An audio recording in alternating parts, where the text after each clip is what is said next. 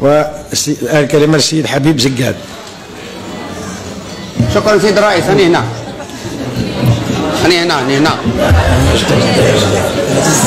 هنا. شكرا سيد الرئيس. سيد الوزير، السيدات والسادة النواب، أعضاء أسرة الإعلام، السلام عليكم ورحمة الله تعالى وبركاته. بداية، وعوض الحديث عن تسوية الميزانية للسنة المالية 2012 الذي لا أرى منه جدوى على اعتبار أن جميع التوصيات والتقارير المقدمة من طرف مجلس المحاسبة لم يلتفت إليه. والحق أن لو كنا في بلد محترم يحترم مؤسساته لساقت هذه التقارير أغلبية أعضاء الحكومة إلى السجن. لذا عوضا أن نضيع الوقت في هذه المناقشة العقيمة، يجدر بنا الوقوف عن المخاطر المحدقة التي لاحت ظلالها الحالكة على سماء الجزائر نتيجة تدني أسعار النفط ومحاولة إيجاد آليات لتمكين البلاد من تجنب هذه الأزمات التي لن تجد لها حلا إلا بإشراك كل الأطراف الفاعلة بدون إقصاء في حوار جاد وفعال بدون خطوط حمراء. على كل حال سأحاول في مداخلتي هذه أن أكون هادئا إرضاء للسيد رئيس المجلس الشعبي الوطني حتى لا يمتعض منا ويقاطعني كل مرة، رغم أنني متأكد أنني لن أستطيع أن أفعل ذلك.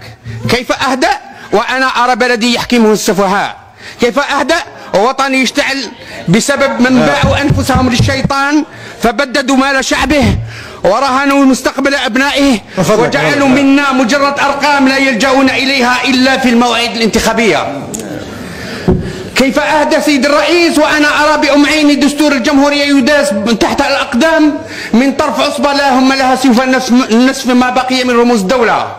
نعم سيد الرئيس، لقد وصل بهم الأمر لفعل ذلك. أليس رئيس الجمهورية من رموز السيادة؟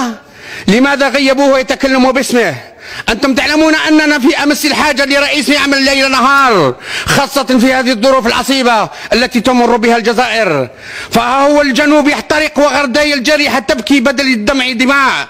أيعقل أن يثور سكان الجنوب ضد استعمال الغاز الصخري وضد الحجرة والتهميش وضد استغلال أبناء هذه المنطقة كفئران للتجارب كما استعملها مستعمر فرنسي في تجاربه النووية؟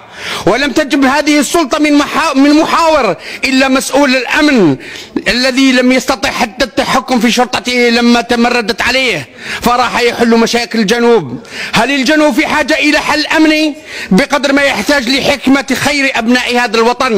لماذا لا تريدون أن تفهموا أن هذا الشعب التعيس قد مل منكم من وعودكم الكاذبة؟ لماذا لا تطلبون منهم؟ برجع للموضوع تسوية الميزانية. لا مرجع يعني نظر تسوية الميزانية ولا تسوية الميزانية التقارير نتاع مجلس المحاسبة نورمالمون هذا الوزارة في الموضوع نورمالمون النائب العام تاع مجلس الجزائر نورمالمون يرفع بهم دعوة. هذا التنبيه الثاني. نعم هذا التنبيه الثاني. الثالث ما نقطع لك الكلمة، أنا نقول لك من الآن. لا تقطعني الكلمة، لا أنني خدام عندك، أنا جيت ندافع عن الشعب الجزائري، كل مرة تقاطعني. ولا المجلس خدام عندك؟ لا عندك آراء مانيش خدام، قولها في الصحافة ولا في مكان. لا نمثل الجزائر أنا. ما تشتمش الناس تقول سفهاء مش معقول هذا. راني ندافع عن الشعب الجزائري. شكون موكلك؟ أنا نعطاك الوكالة هذه للدافع عن الشعب الجزائري. أنا نمثل 38 بيان سور. السيد الرئيس أنت راك تمثل الإدارة ما تمثلش الشعب أنت. لا أنت تمثل الشعب، أنت هو اللي تمثل الشعب. أنا نمثل الشعب وبيجي إدارة وخرجني برا أنا وياك وشكون اللي يسمعوا الشعب، أنا ولا أنتيا؟ وأنا نتحداك تخرجني أنا وياك الشعب. تحداكش لأني عارفك خاسر الآن هنا في هذا القاعة. نتحداك ندير وياك مناظرة وشكون اللي عنده الشعبية، أنا ولا أنتيا؟ تخرج على الموضوع نقطع لك الكلمة، أنا نقول لك هذا إنذار ثالث. مانيش خدام عندك، ما تقطعني، ما تعاود اسحب هذه السيد الرئيس، عيب عليك سبحان الله. الناس كي كانت دوكا اللي كانوا دوكا يديروا لنا في الجزائر كلا صياد ما قطعتهمش، والله عيب عليك سبحان الله وبحمده. كيف تسمحون لانفسكم تبديد مال الشعب من صندوق النقد الدولي 5 ملايير دولار و2 ملايير ونص مليار دولار مسحة كديون لعدد من الدول الإفريقية دون اللجوء إلى استشارة هذا الشعب، وتريدون أن تعود الثقة بين الحاكم والمحكوم؟ المهمة الأساسية في كل حكومات العالم هي وضع آليات وميكانيزميات مناسبة لخلق الثروة ودفع النمو إلى الأعلى من أجل تحقيق انعاش بتحالف وتضافر كل القوى الحية البلاد. أما في الجزائر فنجد التحايل والرداء والفساد يتحالفون ضد الكفاءة والنزاهة.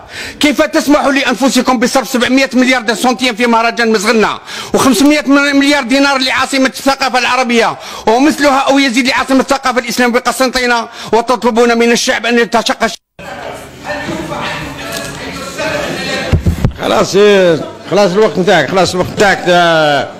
خذيت وقت في الشتم وبديت شتمت روحك لأنك وصفت هذا الوزن بأنه سفهاء، وهذا كلام فارغ. خلاص.